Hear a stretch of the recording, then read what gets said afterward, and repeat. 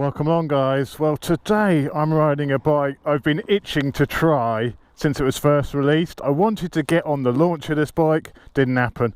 I wanted to go to KTM UK and help run them in for sort of an early try on the bikes, didn't happen. Well, I finally got my hands on the KTM 790 Duke. Woohoo! Let me get my mitts on it.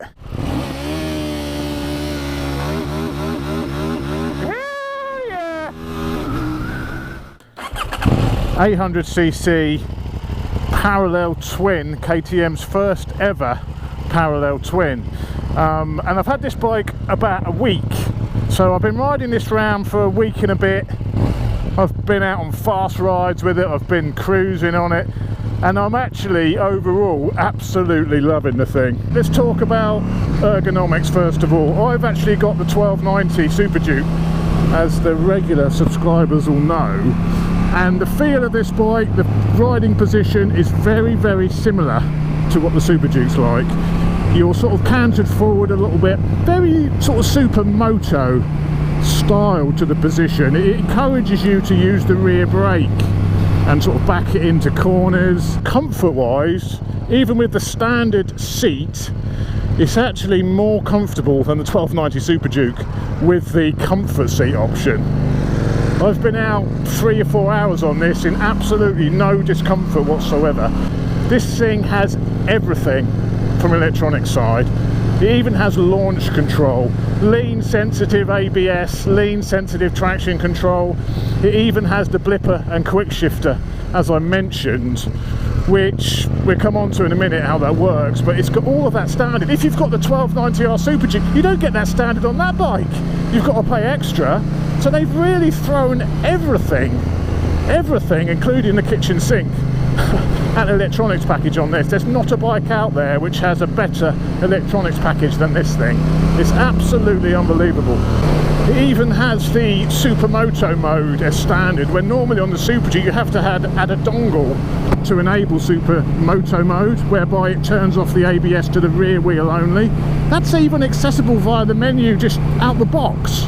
So the electronics included are simply incredible, and the beauty of it is you can turn off anti-wheelie and leave your traction control on, which is something you cannot do on the likes of the MT-09, for example. You have to turn everything off on that. So that gorgeous motor, this thing sounds delicious.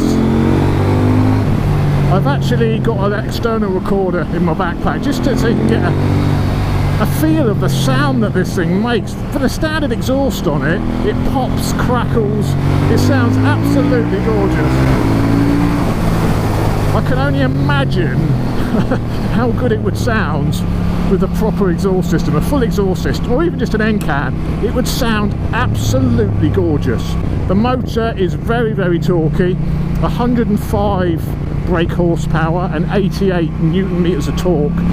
So it delivers good power, good torque, very, very similar power and torque to the MT-09. This new parallel twin is superb, great power, great torque, sounds fantastic. It's a very compact unit, and it makes the bike, the dry weight, of this bike is 174 kilos. It's around 186 kilos wet, something like that. So again, very comparable to the MT-09, which I think is just a couple of kilos heavier. There's been so many good reviews of this bike online. Before I had it, I thought I was a little bit skeptical. It really can't be as good as the press is making it out to be. There must be something wrong with it somewhere. And then it's not perfect. There is a couple of things which can be improved upon. Firstly, the suspension is completely non-adjustable. The rear shock has a clicker where you can adjust around between 10 different preload levels. The front has nothing. And as though people have said the suspension is very, very well set up, I find it a little bit harsh. Over bumps, it can jar you quite a lot. It could be because I'm a larger rider, but it seems to be very, very heavy on the rebound. So when you hit a bump, it rebounds the suspension very aggressively. So I think, to be perfectly honest, the suspension can do probably with revalving. Revalve it and it'll probably transform it, but as standard it's a little bit harsh. The bump management, it's not the best.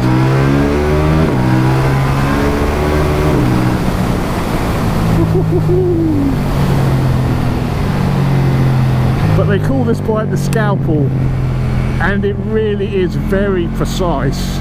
The steering is absolutely gorgeous. It goes where you point it and delivers amazing levels of confidence, despite, and this is the second bugbear, the tyres not being particularly good. The standard tyres, again, is where KTM have cut a bit of cost, and I've had a few moments on these tyres. It's a shame. A bike they're selling as the Scalpel comes with budget suspension and budget tyres. Quickshifter blipper. Quickshifter is very smooth. The blipper can be a little bit clunky at times. It's good when you're on the boil at higher revs, but low down it can be, it doesn't want to go down into, there we go, it can be a little bit clunky down the box. The gearbox is actually very, very nice. It's very easy to find neutral. It's a very precise change, but it is a little, you have to be quite firm with the lever, certainly on downshifts. If it were mine, I think I would use the clutch, apart from when you're absolutely on the boil on the downshifts. Upshifts are fine. With all those electronic goodies, it comes with several different throttle maps, but they're a little bit snatchy. Unfortunately, this bike suffers with the old Euro 4 snatchiness. Not as much as the MT range, not as bad as the Yamahas, but a little bit snatchy. If it were mine, and I have considered actually buying one of these, it's that good. If it were mine, it would be an exhaust, a remap, power commander, suspension revalve, new tyres. Oh, and I think it would be an absolutely fantastic bike.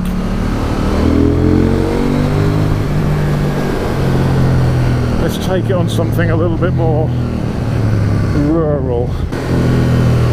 Oh, listen to that exhaust. Standard, and it sounds that good. The engine has the old cross-plane firing order, like the MT range.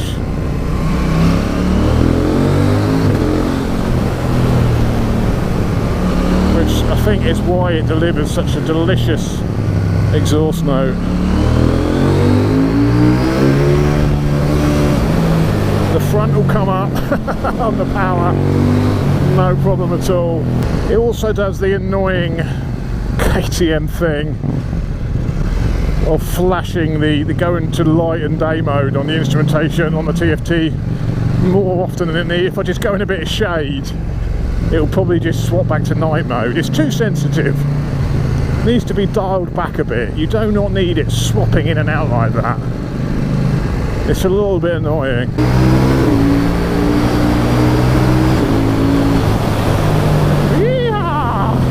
Just a shame that suspension, oh, like that, oh Jesus, oh, that's my nuts gone.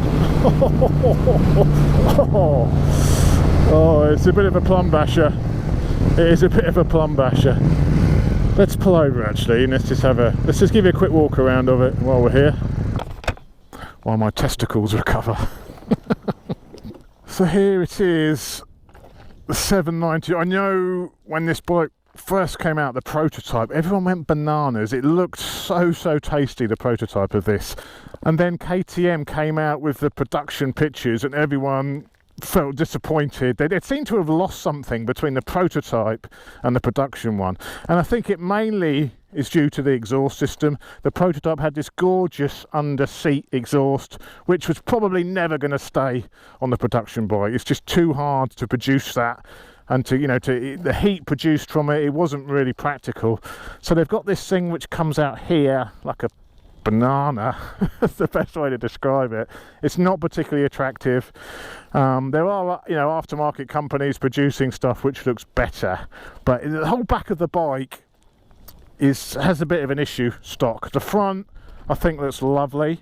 The headlight looks lovely. The mudguard design, I'm a big fan of the front end. I'm a big fan of the look of the motor. Looks amazing. I'm a fan of this, you know, this subframe. This is actually part of the subframe. It's metal, and the airbox is in here. I'm a big fan of that.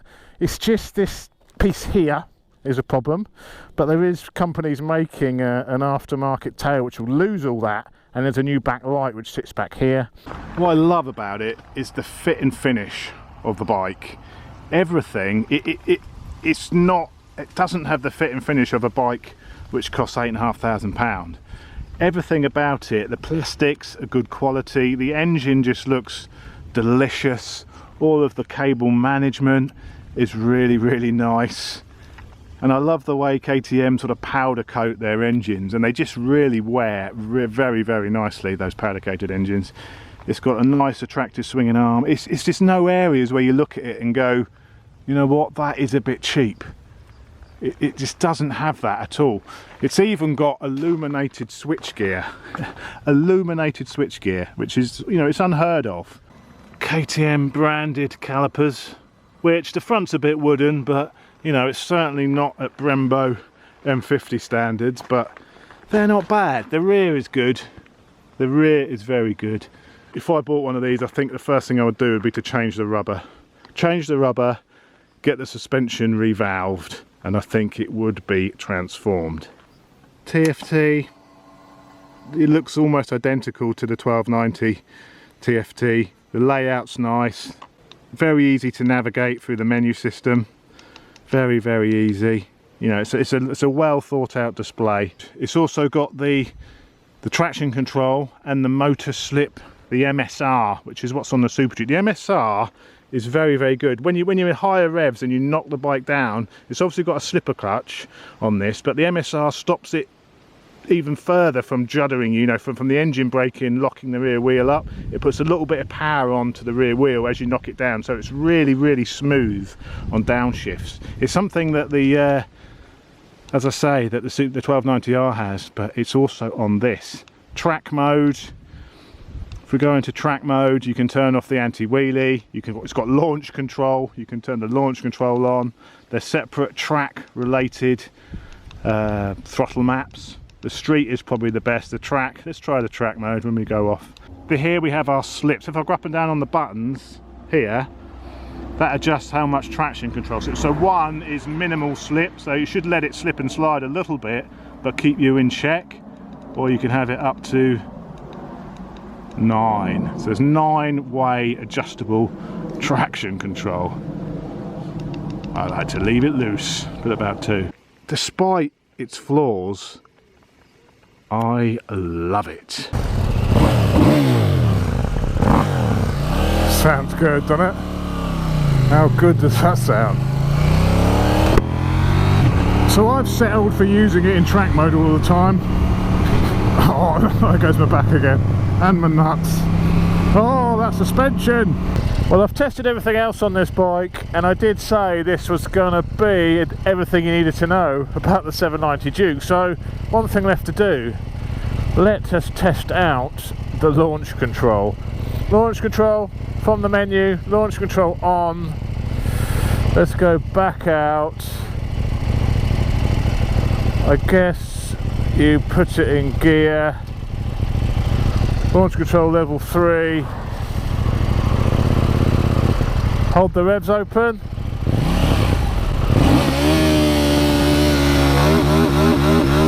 Yeah!